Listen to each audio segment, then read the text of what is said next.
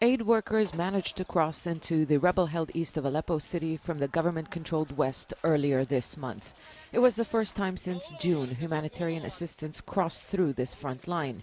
Since then, the only border crossing between the divided city has been closed. Aid agencies have been facing obstacles to reach those in need. For the past 2 months, the ICRC has been repeatedly requesting authorizations from the government to access areas that are directly affected by the fighting in Aleppo. However, today there is an additional challenge. There are roads that link both sides of the government and the opposition-controlled areas in Aleppo together that have been blocked.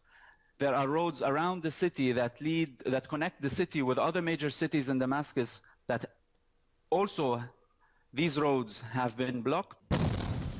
A new push by the rebels has threatened to cut off half of the city that the regime controls.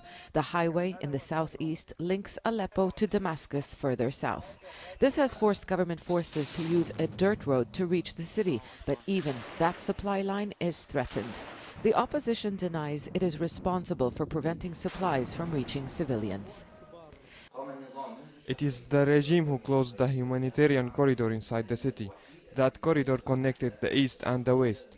The regime wanted to besiege rebel territories, but now it is under siege.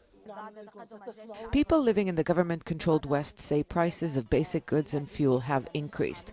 But according to UN agencies, on average, 75% of aid distributions across the country occurred in areas controlled by the state. From Turkey's border, it's about an hour's drive to the rebel-held east of Aleppo city. But the Syrian government won't allow the United Nations to use border crossings that are not under its control. And UN agencies need to respect that if it wants to continue operating in state-controlled regions where many civilians have sought refuge.